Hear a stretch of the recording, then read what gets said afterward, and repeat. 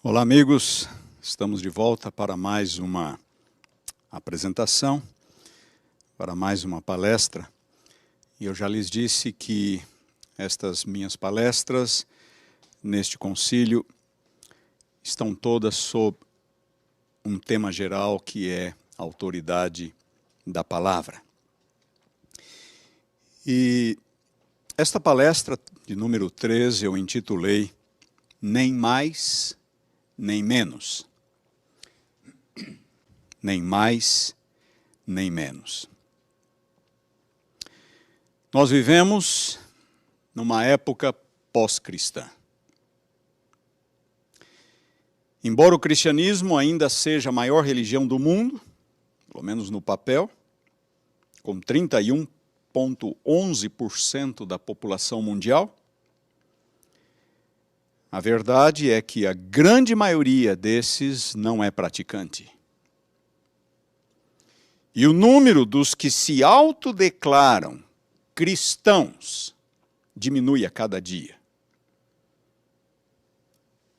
Nos Estados Unidos, 73,7% se declaravam cristãos em 2016, poucos anos atrás. Em 2019, esse índice havia caído para 65% dos adultos. A Igreja Luterana, que talvez melhor represente os primórdios do protestantismo nos Estados Unidos, nos últimos anos perdeu 30% de seus membros. 30%. 12,5% das igrejas luteranas norte-americanas foram fechadas nos últimos anos. Outra igreja tradicional, presbiteriana, entre 2000 e 2015, perdeu 40% de seus membros. 15,4% das igrejas fechadas. Os Batistas do Sul, uma denominação conservadora, entre 2006 e 2020, perdeu 2,3 milhões de membros. Na Europa, que é o berço do protestantismo, do cristianismo ocidental como um todo, um estudo conduzido pela uma universidade de Londres concluiu que o cristianismo, e agora, entre aspas, como norma, se foi. Passou. É a época pós-cristã em que vivemos. 12 de 29 países pesquisados, países europeus, a maioria dos adultos já não se considera mais cristã. Na Holanda, outro importante país de tradição protestante, 49% se declaram cristãos. 63%, porém, acham que a religião faz mais mal que bem. 63%. Na Inglaterra, 33% dos idosos com mais de 75 anos ainda se identificam como cristãos. Entre os jovens de 18 a 24, 1% se identifica como cristão. No hemisfério sul, as coisas ainda são diferentes. Existe crescimento biológico, existem conversões. E as igrejas crescem, algumas. Mas a verdade é que a fé está sofrendo ataques de todos os lados. Está se tornando, inclusive, moda desdenhar dos valores cristãos, ridicularizá-los e até criminalizá-los. A mídia, não só a mídia de entretenimento, mas a mídia jornalística brasileira. Quem tem uma fé mais tradicional é taxado como fundamentalista, como retrógrado, como ultrapassado. Há uma agenda política por detrás. Há uma agenda humanista por detrás. Ridicularizam quem tenta se manter fiel aos princípios bíblicos e promovem aqueles que querem ir além, quebrar paradigmas bíblicos. Mais e mais pessoas aderem às causas sociais de cunho nitidamente humanista. Muitos nem sabem direito por quê, mas parece moda. Pessoas de dentro da igreja estão se curvando a este que já está se tornando um movimento. Não começou como um movimento, começou como uma ideia que foi pouco a pouco se estabelecendo. Mas hoje em dia, existem agendas específicas, de grupos específicos, nas universidades, a mídia, partidos políticos e pessoas de dentro da igreja têm se dobrado a estas agendas. Na raiz de tudo, algo muito simples e lamentável: o abandono da autoridade bíblica. Abra sua Bíblia comigo, por bondade, em 1 Coríntios capítulo 4, versículo 6. 1 Coríntios capítulo 4, versículo 6. O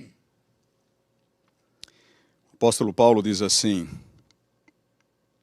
a metade do versículo para frente: não ultrapasseis o que está escrito. Não ultrapasseis o que está escrito. Não ir além. Não ir além do que está escrito. E na segunda carta aos Coríntios, capítulo 1, versículo 13. Notem o que Paulo diz. 2 Coríntios 1, 13. Porque nenhuma outra coisa vos escrevemos além das que ledes, e bem compreendeis, e espero que o compreendeis de todo. Primeiro texto, não ir além do que está escrito. O segundo texto, não ficar aquém.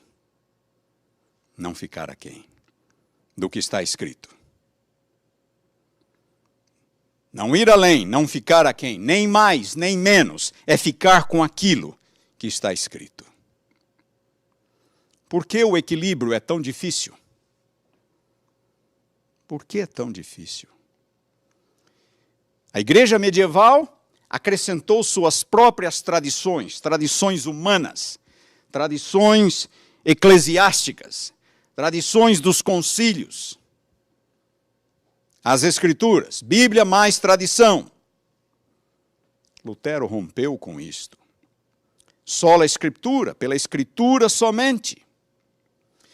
Lutero não começou com a bandeira da sola Escritura, ele começou a sua luta enfatizando questões de salvação, sola fide, sola gratia, somente pela fé, somente pela graça. As 95 teses que ele fixou na porta da igreja do castelo em Wittenberg tinham que ver com salvação, como o ser humano é salvo diante de Deus.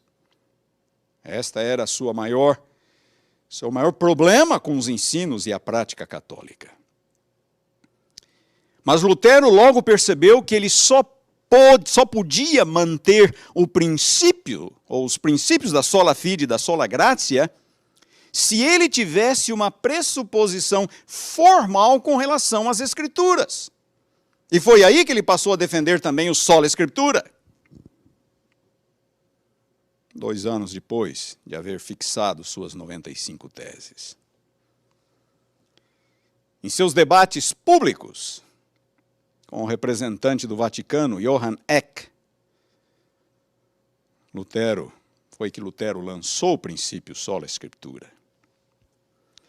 Eck perguntou a Lutero como ele podia compreender a Bíblia sem os papas, sem os concílios, sem as universidades. Lutero respondeu: um simples leigo, armado com a Escritura, é maior que o mais poderoso Papa ou concílio sem ela. Um simples leigo, armado com a Escritura, é maior que o mais poderoso Papa ou concílio sem ela. E nos anos seguintes, Lutero começou a desenvolver este conceito cada vez mais, a refiná-lo, como uma resposta a seus críticos. A autoridade das Escrituras. E esta foi, segundo muitos, a maior contribuição de Lutero. A maior contribuição. Em assuntos de fé e prática, a autoridade deve repousar sobre a Bíblia, e a Bíblia somente, não sobre a tradição, não sobre os ensinos da igreja, não sobre os ensinos humanos. Apenas sobre a Bíblia, que também se interpreta a si mesma. Este é a implicação do princípio de Lutero. Eu não preciso dos concílios, eu não preciso dos papas, eu não preciso da igreja, eu não preciso dos teólogos.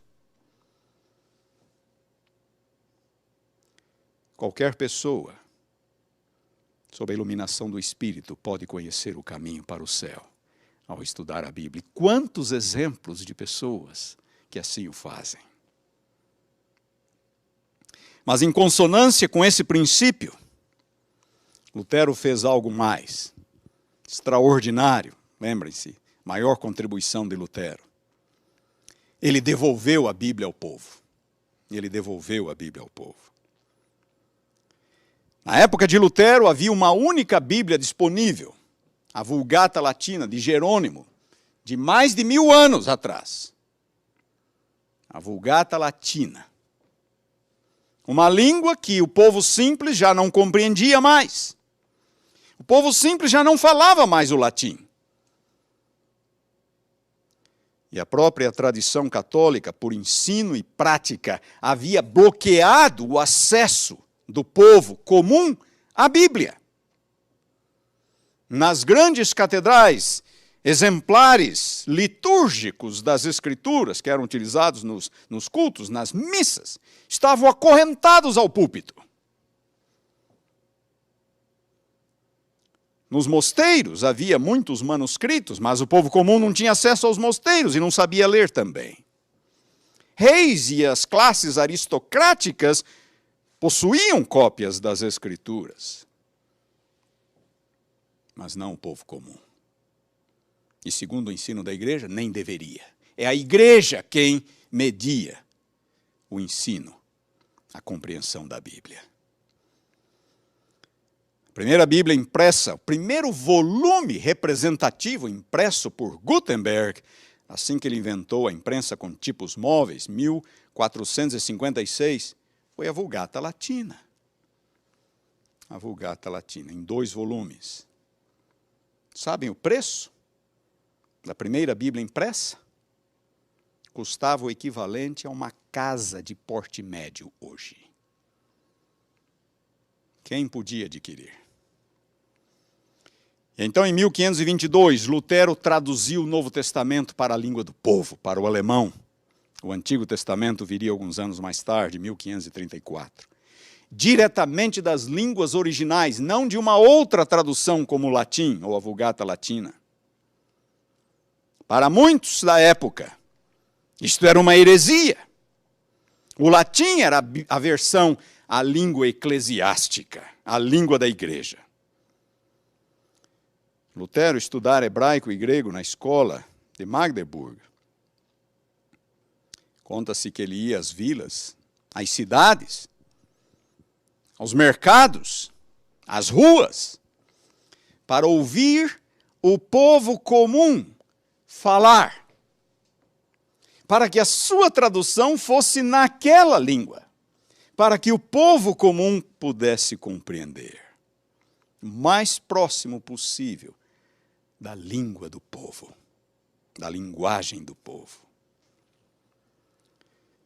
E assim a Reforma Protestante foi o início de um retorno à fé apostólica, abandonada desde os primeiros séculos da história da igreja. Eu já falei do impacto do segundo século. E mais tarde vieram todas as tradições e filosofias humanas, um sincretismo com religiões pagãs, com práticas pagãs. Olhem o que o cristianismo se tornou, alguns segmentos do cristianismo. Mas o tempo passou. O tempo passou, e aqui estamos nós, 500 anos depois de Lutero. Aqui estamos nós entre dois extremos. De um lado, aqueles que vão além. Aqueles que vão além do que está escrito como uma forma de salvaguardar os princípios. Não se satisfazem com o assim diz o Senhor. A Bíblia diz que nós somos salvos pela fé, mas eles querem obras e adicionam obras. Vão além. São críticos severos. Tornam pontos secundários em questões de vida ou morte, questões doutrinárias. São mais rígidos que o próprio Deus. Interpretam o texto de modo literalista. Há uma diferença entre uma interpretação literal e uma interpretação literalista. Eles têm uma definição muito estreita de inspiração. É como se Deus tivesse ditado para os profetas. Nós temos inúmeras evidências bíblicas de que o conteúdo da revelação, a verdade inspirada por Deus, é comunicado na linguagem humana, para que os homens possam compreender, homens falíveis, limitados, possam compreender. A Sr. White é clara. Mensagens Escolhidas, volume 1, toda a primeira parte. Mas esse grupo defende uma espécie de inspiração verbal, quando a inspiração atua na mente. Deus inspira ideias. Este grupo também sofre de uma espécie de uma paranoia profética. Vem significado profético em qualquer coisa que acontece. É claro que o crente deve estar atento aos sinais dos tempos. E eles têm se avolumado em nossos dias. O problema é o que eu vou fazer com eles. E alguns continuam, por exemplo, marcando datas. Recentemente circulou entre nós um vídeo. Marcando datas. Cálculos esdrúxulos. Tempo, datas, nunca mais seria um sinal para o povo de Deus. São perfeccionistas. Insistem em perfeição moral, vitória absoluta sobre o pecado nesta vida, contrariando os ensinos bíblicos e do Espírito de Profecia. Teologia da última geração. Vivem numa religião de regras e, por conta disso, incertezas. Enfatizam o esforço humano quando a ênfase bíblica está naquilo que Deus faz. A Bíblia jamais minimiza o papel humano, mas a sua ênfase está naquilo que Deus faz. A lista poderia continuar. Vão além do que está escrito. E eles estão por aí. Eles estão por aí. Dividindo igrejas. Dividindo congregações. São críticos severos. Tão severos que mais parecem antropófagos, apesar de se dizerem vegetarianos. Do outro lado, estão os liberais. Influenciados por uma visão humanista da realidade. Liberalismo. Lutero começou a reforma no século XVI, o liberalismo começou no finalzinho do século XVIII. Início do século XIX.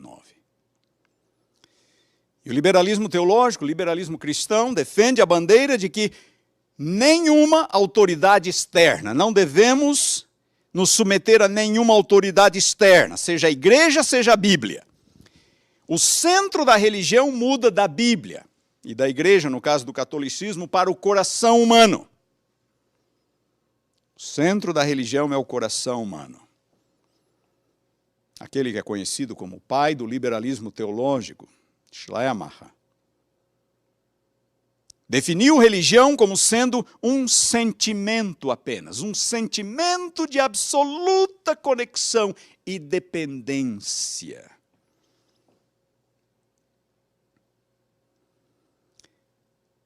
E ainda de acordo com Schleiermacher, a variedade de formas que este sentimento assume, porque você pode ter um sentimento, você pode ter outro sentimento, eu posso ter outro sentimento. Claro, não é a Bíblia. Não é a autoridade do que está escrito, é o coração humano.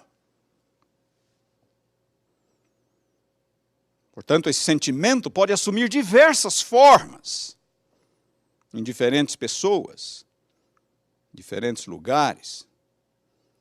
E é por isso que o mundo tem tantas religiões diferentes, dizia Schleiermacher.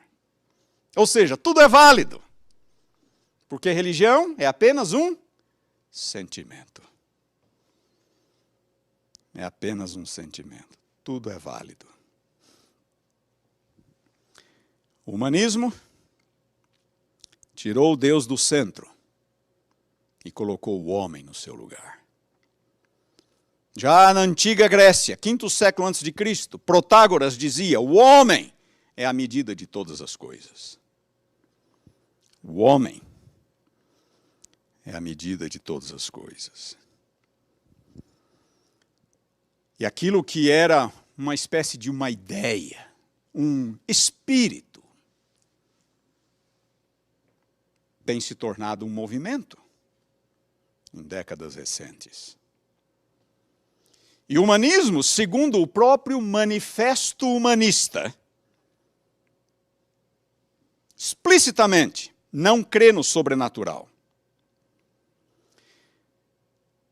Sobrenatural, dizem eles, o humanismo é necessariamente ateísta. A existência de Deus é vista como sem sentido, irrelevante para a vida humana. Não precisamos de Deus para que a vida humana seja completa, para que sejamos felizes. Os humanistas negam a noção de criação e veem o universo como autoexistente, e o homem como parte da natureza e o resultado de um processo natural e contínuo. E se o homem não é criado por Deus, se o homem é parte deste processo natural e contínuo, então a vida não é sagrada. A vida não é sagrada, e é exatamente isso que eles dizem. A vida não é sagrada ou possui qualquer valor inerente. E por isso, dizem humanistas, a vida deve ser pautada pela própria razão e pela experiência humana. Não por um sistema de crenças religiosas. E é por isso que os humanistas apoiam o aborto, a eutanásia e até a eugenia, porque a vida não é sagrada. Apoiam a busca da gratificação sexual em qualquer das suas formas, inclusive com crianças, porque a vida não é sagrada.